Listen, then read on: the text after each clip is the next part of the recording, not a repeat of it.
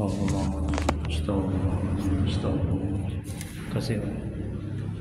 Allahumma shalli ala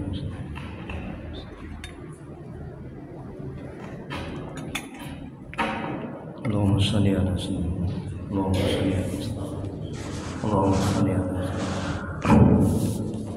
Bismillahirrahmanirrahim. Assalamualaikum warahmatullahi wabarakatuh. Alhamdulillahirabbil alamin wa bihi nasta'in ala umuri dunya waddin. Asyhadu an la ilaha illallah wahdahu la syarika lah wa asyhadu anna Muhammadan abduhu wa rasuluh. Kasih lagi. Allahumma shalli wa sallim wa barik ala sayyidina Muhammad abdika wa rasulika nabiyil ummi wa alihi wa sahbihi ajma'in. Rabbi shrah li sadri wa yassir li amri wa hlul min lisani yafqahu qawli. Rabbana zidna ilma warzuqna fahma waj'alna minas shalihin. Ya Allah, ya Rabb, ya Allah pengasih lagi Maha Penyayang. Ampuni ya Allah dosa kedua orang tua kami. Ampuni ya Allah dosa kami ya Rabb. Ampuni ya Allah dosa kaum muslimin dan muslimat al-ahya'i minhum wal amwat. Ya Allah, mudahkan kami mencari ilmu, mudahkan kami memahami ilmu, mudahkan kami ya Allah mengamalkan ilmu ini ya Rabb. Ya Allah, berkahi majelis ini, berkahi rumah kami ya Allah. Amin ya rabbal alamin. Mari kita mulai kajian manajemen qalbu, manajemen hati, kitab Al-Hikam karangan Syekh Imam Ibnu Athaillah As-Sakandari. Semoga Allah merahmati dan meridainya dengan membacakan umum kitab. Adapun pahalanya kita hadiahkan untuk Nabi Muhammad SAW, sahabat dan sahabat-sahabatnya, kemudian untuk para tabi'in, untuk guru-guru kita, kedua orang tua kita, dan untuk kaum muslimin dan muslimat pada umumnya, dan untuk Syekh Imam Ibnu Athaillah As-Sakandari. Al-Fatihah. A'udzu billahi minasy syaithanir rajim. Bismillahirrahmanirrahim. Alhamdulillahi rabbil alamin. Ar-Rahmanir Rahim. Maliki yaumiddin. Iyyaka na'budu wa iyyaka nasta'in. Ihdinas siratal mustaqim. Siratal ladzina an'amta 'alaihim ghairil maghdubi 'alaihim waladdallin.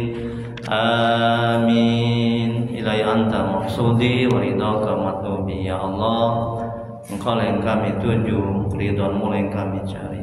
Amin. Bapak Ibu jemaah pengajian dirahmati oleh Allah Subhanahu wa taala. Amin ya rabbal alamin.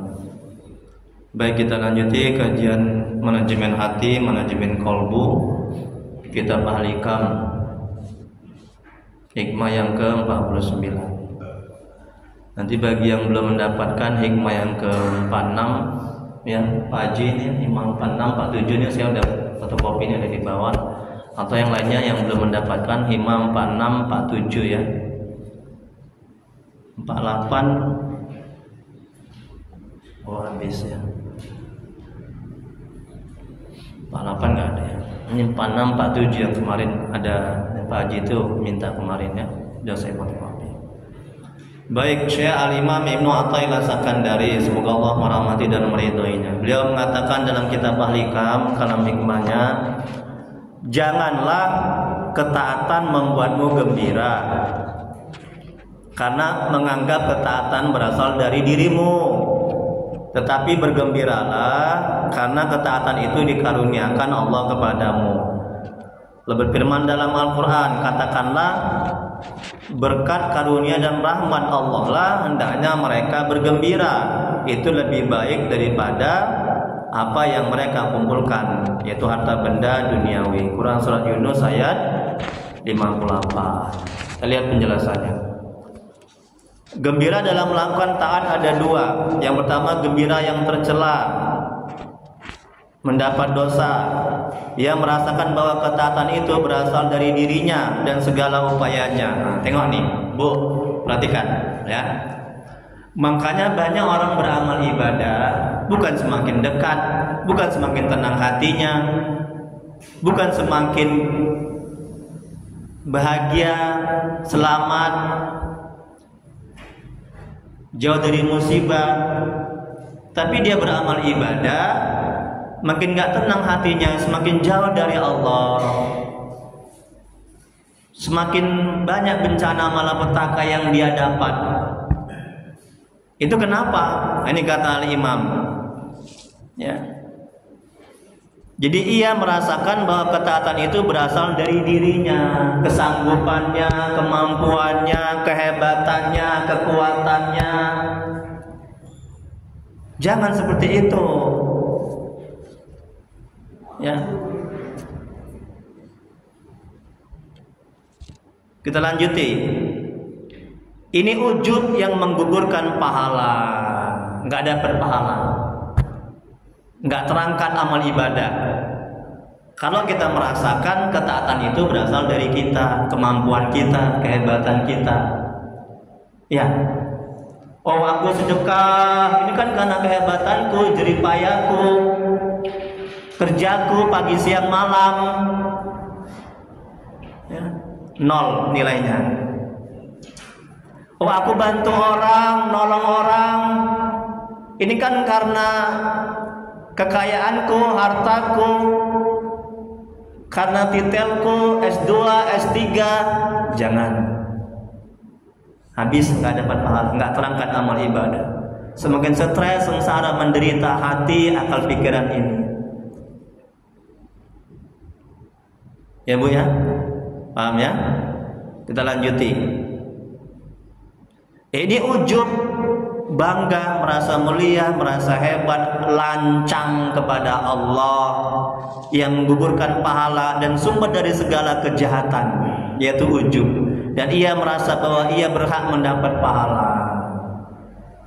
Tengok, Ustadz, saya sholat tahajud tiap malam, banyak sedekah, banyak buat baik, kok hati saya kok nggak tenang ya? Kok bala petaka, bencana, musibah, kesulitan selalu saya dapat ya? Nah, ini akibatnya. Merasa dia beramal ibadah karena kesanggupannya, kemampuannya, kehebatannya, kekuatannya, karena ilmunya. Rusak. Kita lanjuti. Rasulullah SAW bersabda, tidak ada amalan seorang pun yang bisa memasukkannya ke dalam surga dan menyelamatkannya dari neraka. Tidak juga denganku, kata Nabi, termasuk juga Nabi, kecuali dengan rahmat dari Allah. Hadis riwayat Muslim, semoga Allah merahmati dan meridainya. Rahmat dari Allah, ya. Kita lanjut. Yang kedua, ini gembira dalam melakukan ketaatan. Yang kedua, gembira yang terpuji. Nah, ini tengok Bu, gembira yang terpuji, mendapat pahala. Ia merasakan bahwa ketaatan yang dia lakukan semata-mata karunia anugerah dari Allah. Garis bawah itu, ketaatan yang kita lakukan, sedekah yang kita lakukan, tahajud yang kita lakukan, ini tadi kita barusan sholat subuh berjemaah, itu semata-mata karunia Allah, pemberian Allah, anugerah Allah, rahmat dari Allah. Akhirnya kita tawadu, rendah hati. Kita nggak akan menganggap orang itu hina, kita nggak akan mengecilkan, nggak akan menghinakan orang. Ya, ini manajemen hatinya. Kita nggak akan buruk sangka, kita nggak akan mengatakan, oh, kau nggak ngaji manajemen hati, kitab yang paling bagus, paling tinggi Al-Hikam, nerakalah tempatmu. Kita nggak akan mengatakan seperti itu.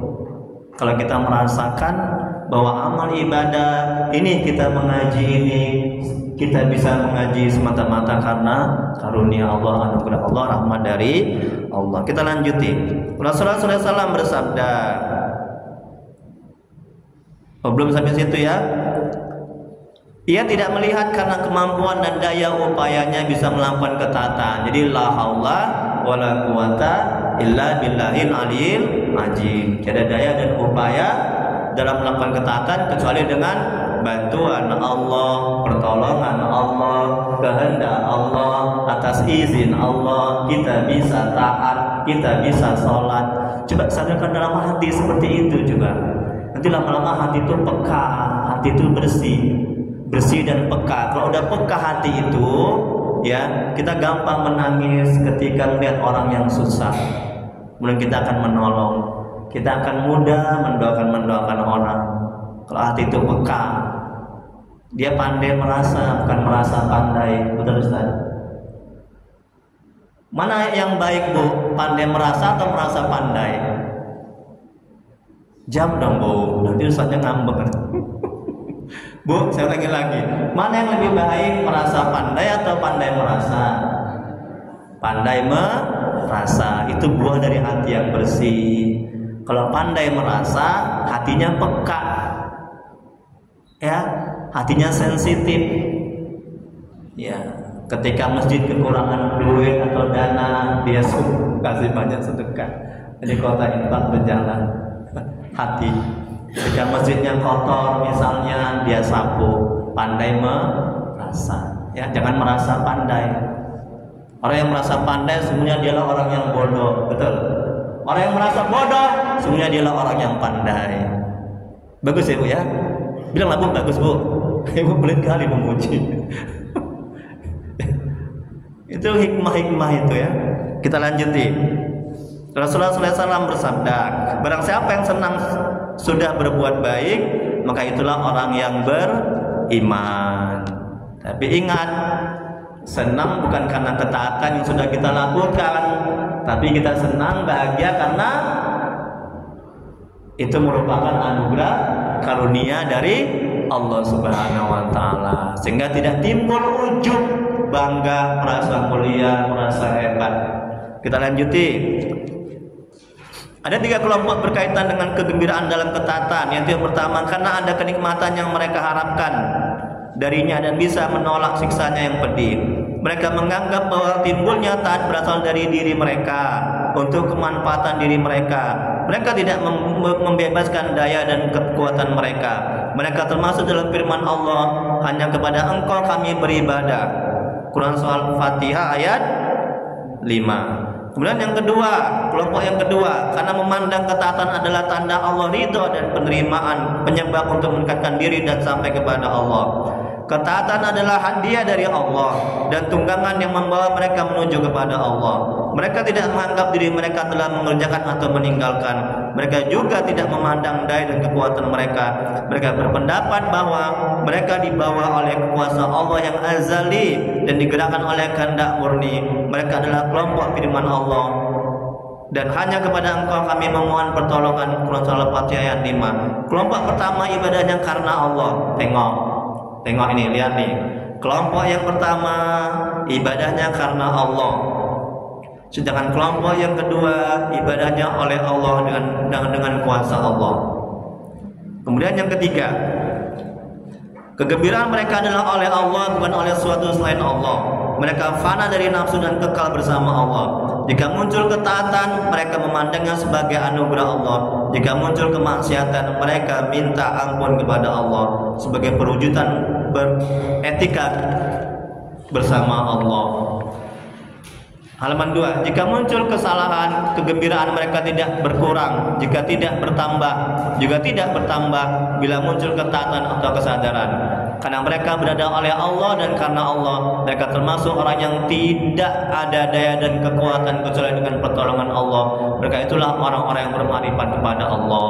Nah, ini kelompok yang ketiga, wali-wali Allah, orang-orang soleh, orang yang sudah mengenal Allah, orang yang sudah dekat kepada Allah, ya, orang yang sudah jinak nafsunya, nafsu mutmainnah, irji'i ila rabbiki radiyatan mardiyah, sudah baik sekali nafsunya, ya. Jadi jika timbul ketaatan atau kebaikan, janganlah bergembira karenanya, karena menganggap bahwa ketaatan itu timbul darimu, berarti engkau musyrik kepada Allah. Sungguhnya Allah tidak membutuhkanmu juga ketaatanmu. Dia juga tidak membutuhkan orang yang ditaati selain Dia. Jadi kalau kita taat, bisa dekat, bisa tahajud, bisa berbuat baik, jangan gembira oleh ketaatan-ketaatan itu. Nanti timbul ujub, timbul bangga, timbul merasa hebat, merasa mulia, merasa pantas masuk surga. Kita akan menghinakan orang, mengecilkan orang, ya. Kita akan merasa mempunyai hak di sisi Allah. Tapi sadarkan di manajemen hatinya, sadarkan dalam hati akal pikiran kita bahwa kita bisa taat, bahwa ketaatan kita itu adalah anugerah karunia dari Allah Subhanahu wa taala. Paham Bu sampai di sini? Oh Bu, paham? Bapak paham? Pak Haji, Ustaz? Alhamdulillah.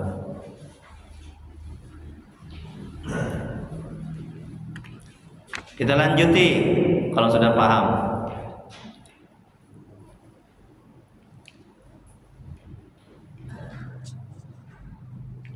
Allah berfirman dalam Al-Quran, dan barang siapa yang berjihad maka sungguhnya jihad itu adalah untuk dirinya sendiri. Sungguhnya Allah benar-benar Maha Kaya, tidak memerlukan sesuatu dari semesta alam. Quran Surah Al-Ankabut ayat 6. Jadi Allah nggak butuh, Bu. Allah nggak butuh ketaatan kita, ya. Allah nggak butuh kebaikan kita. Kalaupun kita nggak ibadah, Allah nggak berhenti jadi Tuhan. Ya. Kita yang butuh, kita yang perlu. Jadi jangan menganggap kalau kita itu nggak ibadah Allah rugi. Tidak. Ya, jangan menganggap kalau kita nggak sedekah itu Allah itu rugi. Tidak, tidak ada sedikit pun yang berkurang kemahamuliaan Allah, kemahabesaran Allah kalau kita tidak taat, kalau kita tidak beramal ibadah. Nggak ada, ya. Tapi ingat, Allah marah, Allah murka. Ya, kalau kita nggak taat, kena azab. Karena itu perintahnya. Jadi jangan menganggap kita sudah bernilai, berjasa kepada Allah. Jangan. Nanti timbul ujub, timbul merasa hebat, merasa mulia. Ya. Timbul merasa mempunyai hak di sisi Allah. Jangan ya. Ini hati rusak hati itu ya. Hati yang paling bernilai, hati yang paling berharga. Ya. Kalau hati, apa yang kita cari di dunia ini? Ketenangan hati, betul kan? Banyak uang, banyak harta, pangkat, jabatan. Ada jemaah saya, mobilnya banyak, rumahnya mewah, ya, tapi hatinya nggak tenang. Ada nggak gunanya, Bu? Nggak ada kan? Kan yang kita cari kan kebahagiaan dunia dan akhirat. Kalau hati nggak bahagia di dunia, kan kiamat. Kenapa hati bisa nggak bahagia, Bu? Kenapa hati bisa nggak tenang, bisa nggak bahagia hati ini? Kenapa? Bisa jawab, Bu. Ini saya kasih ini, Bu, kalau bisa betul. Nah, botolnya. Saya ulangi lagi. Kenapa hati nggak bisa bahagia? Kenapa hati bisa nggak tenang? Jadi setiap saya ngisi pengajian, saya buat kuis-kuis. Kalau nggak bisa jawab, nanti nggak lulus. Karena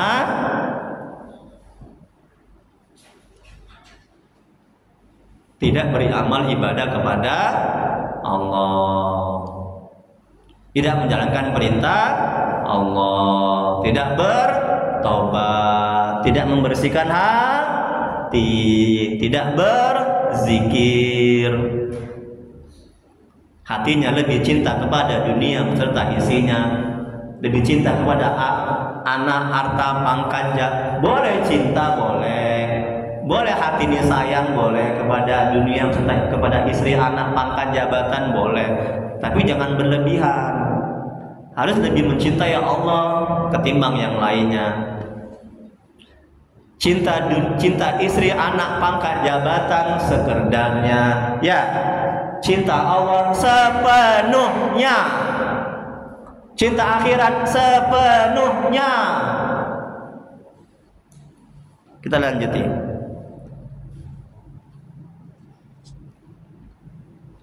Nabi bersabda meriwayatkan dari Allah, "Wahai hambaku, seandainya yang permulaan, yang akhir manusia dan jin di antara kamu adalah paling takwanya hati seorang laki-laki, maka hal itu sedikit pun tidak akan menambah besar kerajaanku." Tengok nih kan, kata Nabi kan. Ya.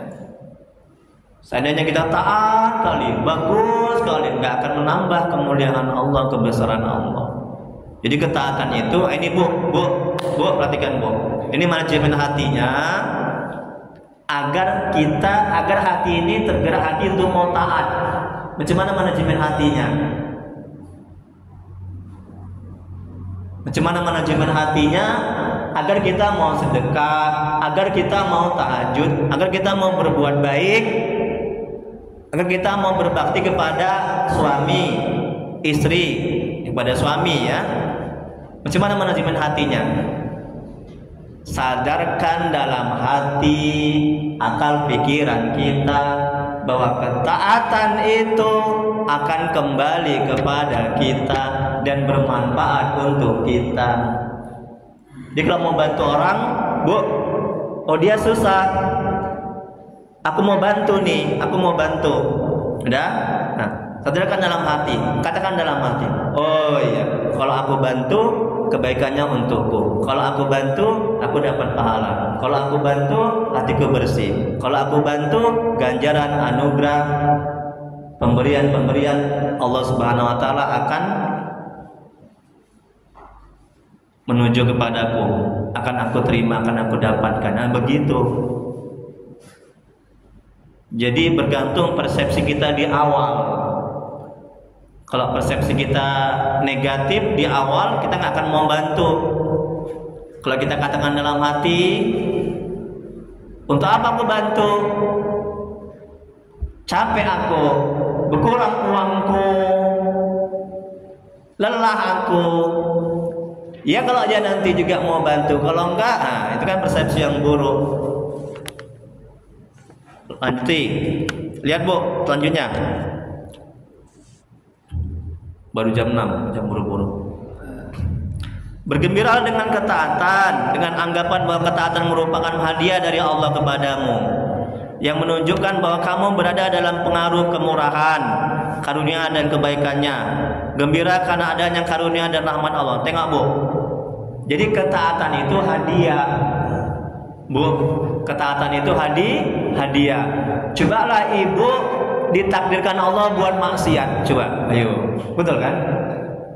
Coba, sekarang ini kita, Allah mentakdirkan kita buat maksiat, nauzubillah min dzalik, apa jadinya? Sadarkan dalam hati seperti itu.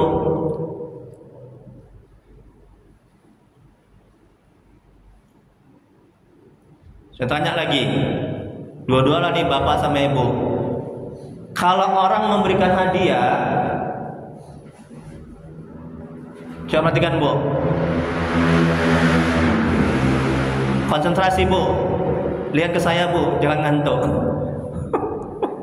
Lihat wajah saya. Kalau orang memberikan hadiah, ini agak mikir sedikit. Kalau orang memberikan hadiah kepada kita, itu karena usaha kerja kita atau tidak? Tidak kan? Tidak kan? Yang namanya hadiah. Jadi orang itu tanda dia suka, tanda dia sayang. Ya. Gitu juga ketaatan, ibadah. Itu hadiah dari Allah kepada kita, bukan karena amal ibadah kita. Paham ya?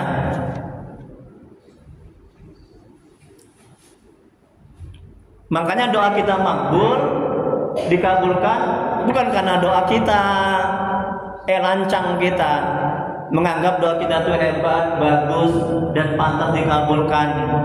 Doa kita dikabulkan karena karunia Allah, anugerah Allah, karena rahmat Allah.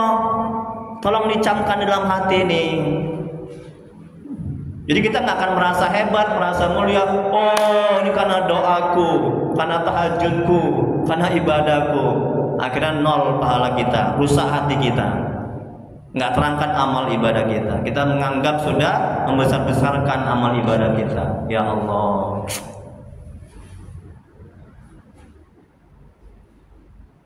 Makanya kalau berdoa, berdoa aja. Jangan tujuan kita berdoa supaya lunas hutang, supaya dapat rezeki, supaya anak baik. Ya. Ketika mohon lunas hutang, lunas hutang, lunas hutang, lunas hutang di benak, itu buruk, ya, kurang beradab. Nah, ketika lunas hutang, dia berhenti berdoa, berhenti tahajudnya. Ketika belum lunas hutang, dia marah kepada Allah, buruk sangka, betul kan? Rusak jadinya. Tapi kata Syekh Imam Abdul Hasan As-Sadzili, semoga Allah merahmati dan meridhoinya, jadikan doamu itu, jangan jadikan doamu itu sebagai tujuan untuk terkabulnya apa yang kamu hajatkan. Kalau itu yang kau lakukan, ketika doamu belum terkabul, engkau akan sakit hati, engkau akan menderita, engkau akan sengsara, bahkan engkau akan berhenti beramal ibadah. Tapi jadikan doamu itu sebagai untuk menjalankan perintah Allah, untuk beramal ibadah, untuk menjalankan hak-hak ketuhanan. Ya. Untuk apa lagi? Untuk menunjukkan kefakiran. Kita ini fakir, berhajat. Ya. Nanti apa yang kita inginkan Allah akan kabulkan kalau tujuan kita doa seperti itu. Paham ya Bu ya? Kita lanjuti. Kemudian berikutnya, ini tadi kata Imam Ibnu Athaillah. Tengok lagi Bu. Bergembiralah dengan ketaatan, dengan anggapan bahwa ketaatan merupakan hadiah dari Allah. Ingat ya, kita bisa taat itu hadiah, bukan karena kesanggupan kita, kehebatan kita. Makanya gembiralah karena Allah menghadiahkan, karena anugerah. Bukan kita gembira karena kita sudah taat, nanti ujub, bangga, merasa mulia, merasa hebat. Udah, kemudian berikutnya yang menunjukkan bahwa kamu berada dalam pengaruh kemurahannya. Jadi ciri-ciri kita berada dalam rahmat Allah, kemurahan Allah, ya, kita melakukan ketaatan. Dan ciri-ciri kita dalam kemarahan Allah, kemurkaan Allah, kita melakukan kemaksiatan. Nah, itu aja cara melihatnya. Bu, kita ini berada dalam kemurahan rahmat Allah atau dalam kemurkaan kemarahan Allah? Iya, pintar Pak Haji. Kita ini berada dalam rahmat Allah, kemurahan Allah. Ya, karena kita ini mengaji. Ya. Jadi rahmat Allah amat dekat kepada orang yang taat, yang berbuat kebaikan. Murka Allah amat dekat kepada orang yang berbuat kemaksiatan, kezaliman. Kita lanjuti.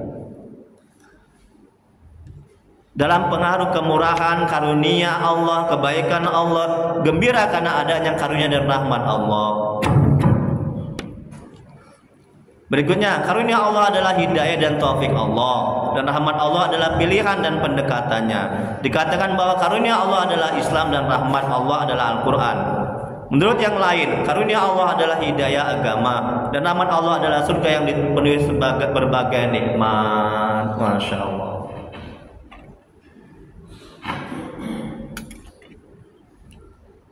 Berikutnya Bu, lihat Bu. Jangan ujub dengan amal, merasa kagum, tengok, merasa kagum, takjub dan bangga pada amal diri sendiri. Ketika seorang memandang banyak amalnya sendiri dan menganggap amal orang lain sedikit dan kalah dengannya, ia sedang berada dalam kesombongan. Sebagaimana iblis yang menolak perintah sujud kepada Nabi dengan mengatakan, "Aku lebih baik dari Adam." Penolakan dan ucapan yang membuatnya terusir dari surga, karena di dalam surga tidak pantas ada orang yang berlaku sombong. Nah, ini ujub dengan amalnya, ya, memandang, oh aku yang banyak amal, kamu sedikit, aku yang lebih baik, kamu nggak baik. Nah, ini kan iblis nih, ya. Apa kata iblis? Aku lebih baik dari Adam. Iblis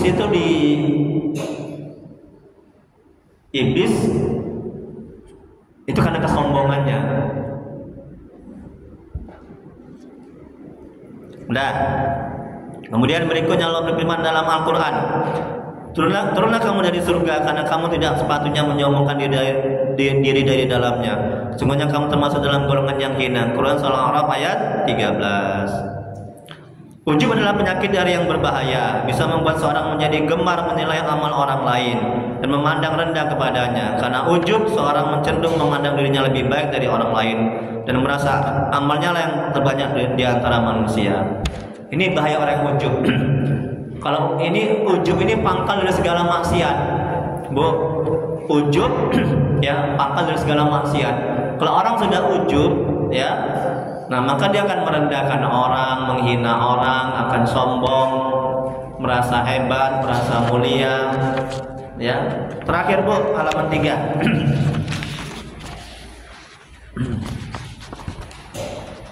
Imam Bisir Al-Hafiz, semoga Allah merahmati dan meridhoinya, memperingatkan agar tidak memandang diri beramal lebih baik dari orang lain, sebab bisa membuka pintu kesombongan yang semakin lama semakin tak dikenali oleh pemiliknya. Orang yang sudah dikuasai kesombongan tidak merasa dirinya sedang sombong. Bagian jiwa yang semula bertugas mendeteksi kesombongan menjadi tumpul. Padahal semua manusia memiliki bagian jiwa itu, seperti rasa sakit yang mendeteksi atas munculnya ketika tubuh terluka. Nah ini kalau seseorang itu sudah terbiasa, sudah tabiat watak karakternya ujub, sombong. Jadi hatinya sudah tidak merasakan lagi itu kesombongan. Ya. Siapapun orangnya, ketika pertama kali melakukan hal buruk, ia akan merasakan ketidaktenangan dan takut. Tapi setelah sering melakukannya, ketidaktenangan dan takut pun perlahan menghilang. Hal semacam ini juga bisa terjadi pada hal-hal lain termasuk kesombongan. Jadi kalau seorang itu biasa sombong, ya terkenal sombong, ujub, itu nggak merasakan lagi bahwa kesombongan itu merupakan kehinaan, merupakan dosa. Sama halnya kalau misalnya kita ini sudah terbiasa tidak tahajud, tidak ibadah, tidak sedekah, sudah terbiasa. Nanti di hati ini nggak ada merasa bersalah, ya. Udah apa namanya? Udah enak aja melakukan kemaksiatan, melakukan dosa. Ibu ada nggak merasakan kalau nggak zikir hati nggak tenang? Ada ya? Alhamdulillah. Ada nggak merasakan kalau nggak baca Quran itu hati nggak enak? Ada. Ada nggak merasakan kalau nggak tahajud ada yang berkurang, ada yang nggak enak di hati? Ada. Masya Allah, tabarakallah. Ada kan? Nah itu karena biasa melakukan ketaatan. Ada jemaah yang bertanya, Ustaz,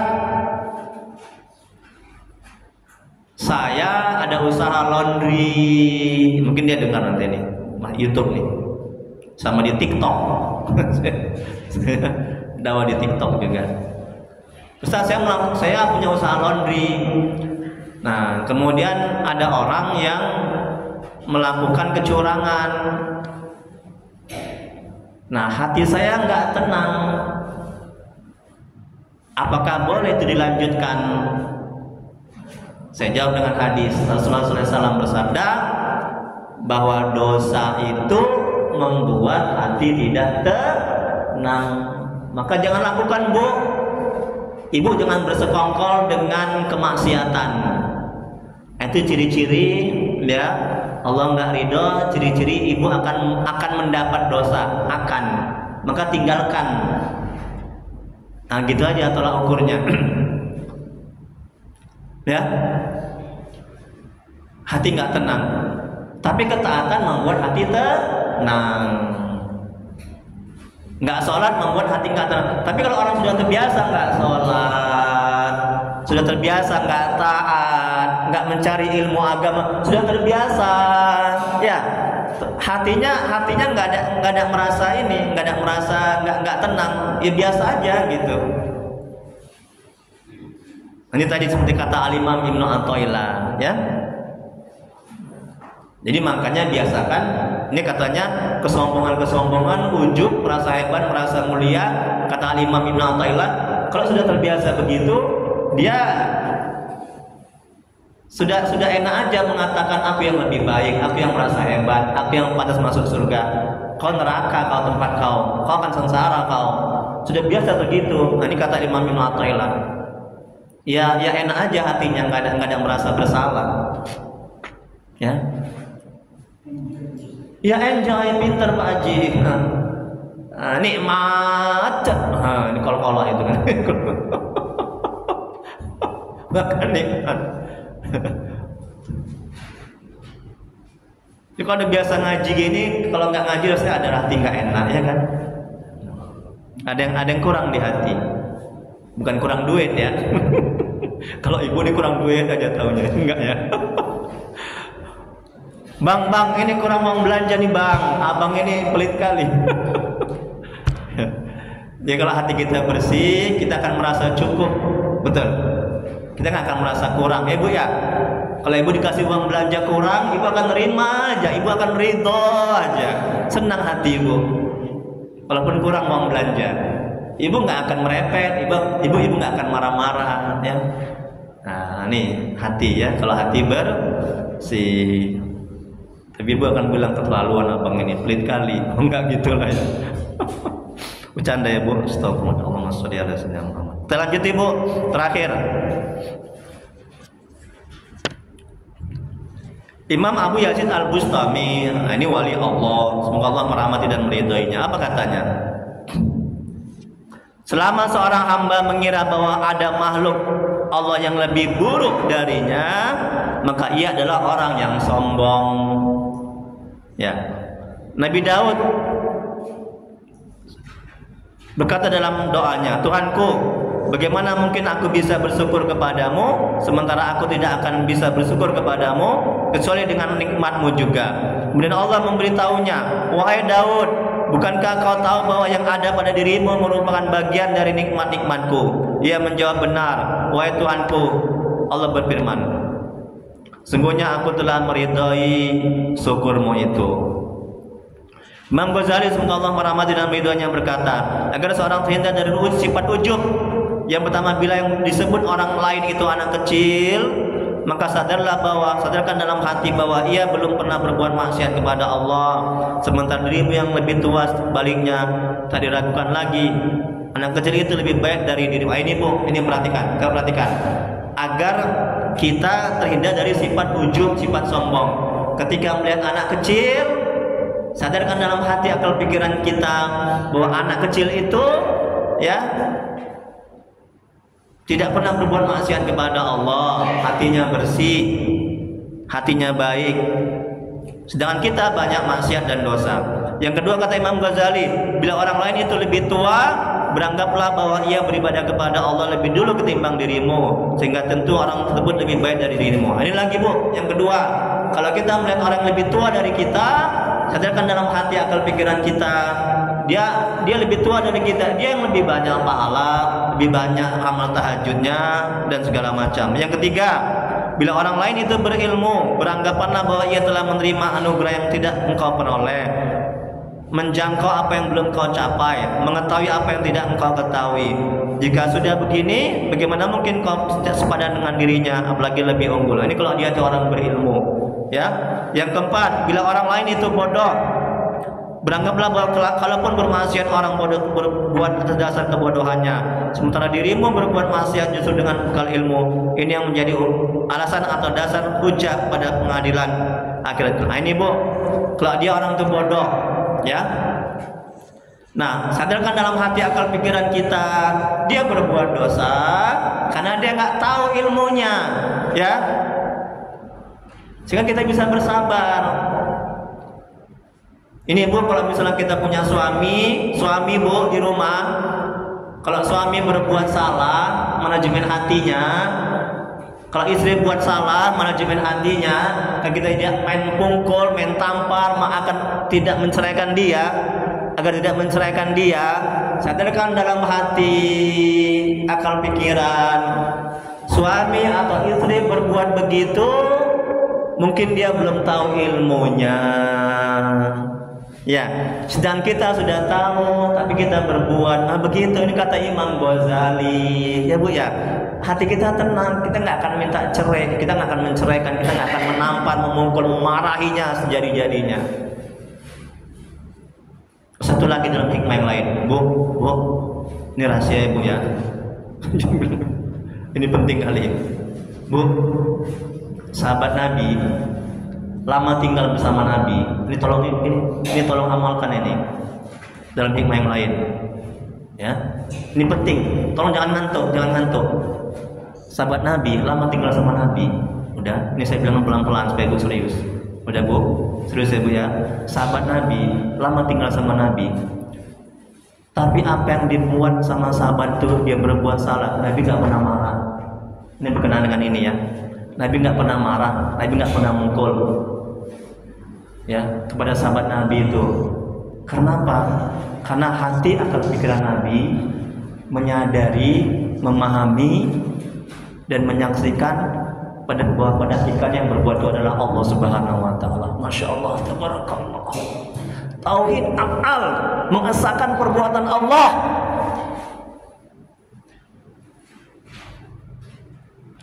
Nikmat akan bisa ikhlas, nggak akan marah, nggak akan mukul, nggak akan pecah-pecah.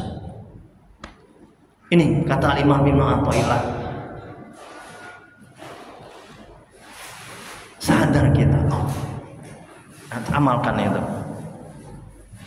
Kemudian berikutnya,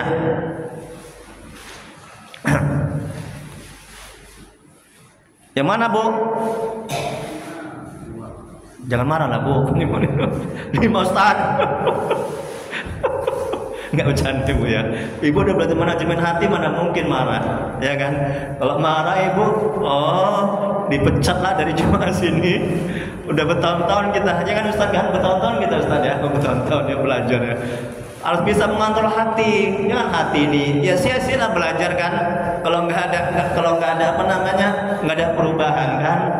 Ya paling nggak ada lah, hati ini lebih bisa mengontrol amarah ya. Jangan cepat emosi ya Bu, hati ini ya Bu ya. Jangan cepat hati ini dendam ya. Jangan cepat hati ini apa lagi? Gondok hati ini, alah hati ya. Aduh. Yang kelima, 5 Ustaz, kayak gitu. 5 Ustaz. Bercanda ya, Allahumma sholli. Bila orang lain itu kafir, tengok Bu, ini orang kafir. Kita sering menyepelekan orang kafir ya kan? Karena kita aja nggak tahu akhir hidup kita, betul Bu. Kita aja nggak tahu akhir hidup kita apakah husnul khotimah atau su'ul khotimah. Makanya jangan langsung mencap orang itu neraka, masuk surga, jangan. Ya. Tengok. Alhamdulillah dikasih makanan. Semoga Allah membalas kebaikan ya pengurus BKM Masjid Al-Fajar ini, dan ibu-ibu juga yang menyumbang. Ini kan dari ibu untuk ibu juga kan, untuk jemaah. Alhamdulillah banyak pahalanya nih. Lebih kurang ada 60 manfaat sedekah. Dapat ilmu, dapat makan. Tapi datang kemari jangan tujuan untuk ini ya Bu ya. Ada lontongnya masjid. Nanti hilang pahala ya Bu ya. Tapi kalau untuk anak-anak nggak apa-apa lah, motivasi. Anak bangun nak, di masjid ada pengajian loh. Ustadznya keren, ganteng. Ada makanannya. Nggak apa-apa motivasi ya. Sekarang itu bangun. Oh iya mak. Oh iya bangun aku mak, mandi mak. Dengan jalan kan lontong. Pikirannya. Jangan gitulah kita ya. Kita kan udah belajar manajemen hati ya. Udah tinggi kita, alhamdulillah. Insya Allah ya, insya Allah. Tengok Bu, bila orang lain itu kafir. Ini yang terakhir Bu, yang ketiga. Baru jam 6 Bu, jangan buru-buru. Bila orang lain itu kafir, beranggaplah bahwa kondisi akhir hayat seorang tidak ada yang tahu. Bisa jadi orang kafir itu di kemudian hari masuk Islam, betul kan? Tengok. Lalu meninggal dunia dengan amalan terbaik husnul khotimah. Ya, jika demikian ia keluar dari dosa-dosa masa lalu sebagaimana keluarnya selai rambut dari adonan roti, mudah sekali. Sementara dirimu bisa jadi Allah sesatkan dirimu di ujung kehidupan berubah haluan menjadi kafir, nauzubillah. Ya, lalu menutup usiamu dengan amal terburuk, suul khotimah.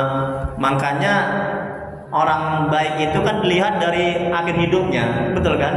Kita belum bisa bilang orang, oh dia ini orang baik kali lah, hebat kali tahajudnya lah, ya pantas masuk surga lah dia. Kita belum bisa bilang begitu. Ya, ada seorang ulama besar, ya, tapi akhir hidupnya suul khotimah, nauzubillah. Ada orang yang kafir, yang bejat. Dalam hadis sahih itu kan, nah dia membunuh 99, nauzubillah. Udah. Nah terakhir dia bertanya sama seorang pendeta, dibunuhnya pendeta itu karena dia bakalan nggak diterima oleh Tuhan, kata pendeta itu. Genap 100. Nah akhirnya dia bertemu dengan seorang soleh, orang yang taat. Yang kata orang yang soleh itu, kamu pindah, hijrah dari kampung ini ke kampung sana, no, jauh di sana. Dan ketika dia berjalan, akhirnya dia meninggal dunia.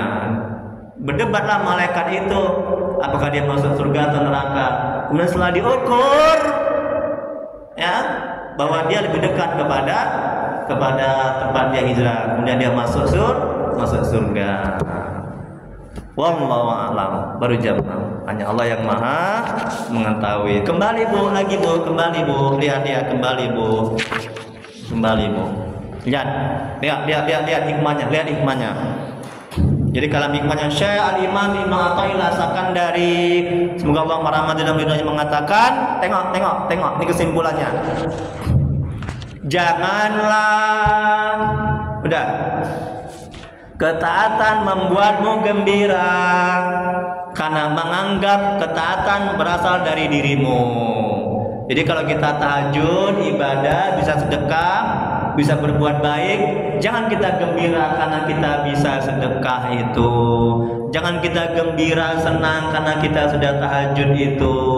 Jangan. Nanti amal ibadah kita nggak akan terangkat, ya, hilang pahala, akan rusak hati kita, ya, bahkan keras hati kita. Kita akan ujub, sombong, merasa hebat, merasa mulia, merasa pantas masuk surga, merasa mempunyai kedudukan di sisi Allah.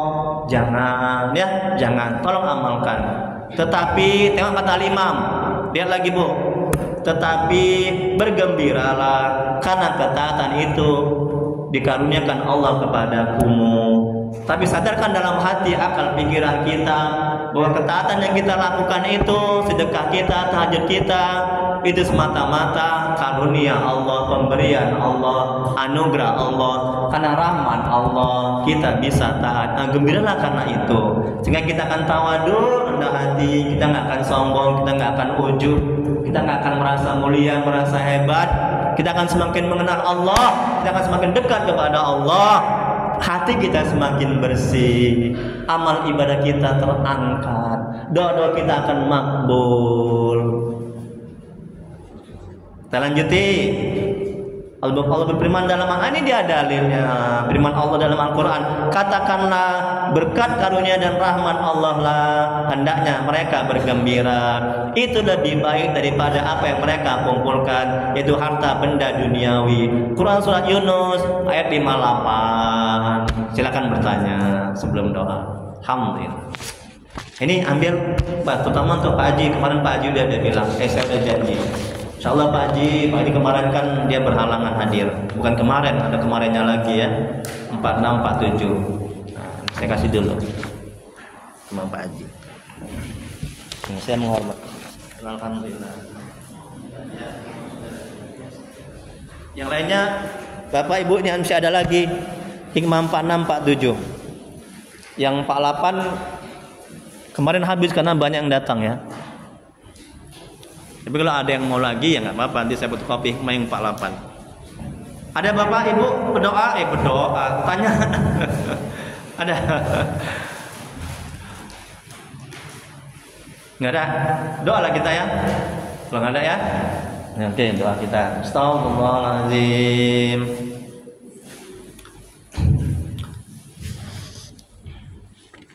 Astaghfirullahaladzim. Nastaghfirullahaladzim. Alladzi la ilaha illa huwal hayyul qayyum wa natubu ilaih. Allahumma salli ala Sayyidina Muhammad wa ala Allahumma salli ala Sayyidina Muhammad. Allahumma salli ala Sayyidina Muhammad. Asyhadu an la ilaha illallah wa asyhadu anna Muhammadar Rasulullah. Bismillahirrahmanirrahim. Alhamdulillahirabbil alamin. Hamdan yu'affi ni'amahu wa yukafi mazidah. Ya Rabbana lakal hamdu kama yanbaghi li jalali wajhika wa 'azimi sultanik. Allahumma salli ala Sayyidina Muhammad wa ala Sayyidina Muhammad. Ya Allah ya Rahman ya Rahim, aku bertawassul kepadamu ya Allah dengan keberkahan kemuliaan Nabi Muhammad SAW, keluarga dan sahabat-sahabatnya. La ilaha illa anta subhanaka inna kunna minaz zalimin. Ampuni ya Allah dosa kedua orang tua kami. Ampuni ya Allah dosa kedua orang tua kami yang telah mendahului kami. Jauhkan mereka dari siksa kubur. Jadikan kuburan mereka taman-taman surga. Tempatkan mereka di surga-Mu sebaik-baik surga ya Allah. Ya Allah, tolong ya Allah, mohon ya Allah. Ampuni dosa dan maksiat kami ya Rabb. Ampuni sebesar apapun masa lalu kami. Terima amal ibadah kami. Terima taubat kami. Kasihanilah kami ya Allah. Ya Allah, ampuni dosa kaum muslimin dan muslimat alaihi minhum wal amwat. Ya Allah, mohon ya Allah, jadikan keluarga kami keluarga yang sakinah mawaddah warahmah. Jadikan anak-anak kami anak yang soleh dan solehah. Jauhkan kami dari musibah dan bala bencana ya Allah. Ya Allah, tolonglah ya Allah, ya Rahman ya Rahim. Tuntun hati kami agar bisa istiqomah dalam taat kepadamu, agar selalu bisa mengingatmu, agar selalu bisa bersawan kepada Rasulmu ya Rabb. Ya Allah, mohonlah ya Allah, bila di antara kami, keluarga kami, saudara kami ada yang sakit, mohon sembuhkan penyakitnya ya Rabb. Bila ada yang mendapat kesulitan hidup, mohonlah ya Allah, angkat kesulitannya ya Allah. Ya Allah, murahkan rezeki kami dan berkahi, mudahkan urusan kami dan berkahi, panjangkan umur kami dan berkahi ya Allah. Rabbana la tuzigh qulubana ba'da idh hadaytana wa hab lana min ladunka rahmah innaka antal wahhab. Rabbana atina fid dunya hasanah wa fil akhirati hasanah wa qina azabannar. Wa sallallahu ala sayyidina Muhammad wa ala alihi wasallam. Subhana rabbika rabbil izzati amma yasifun wa salamun alal mursalin walhamdulillahi alamin. Allahumma shalli ala sayyidina Muhammad. Taqabbalallahu minkum. Assalamualaikum warahmatullahi wabarakatuh. Ya silakan yang diambil nih ya, yang belum mendapatkan hikmah 4647.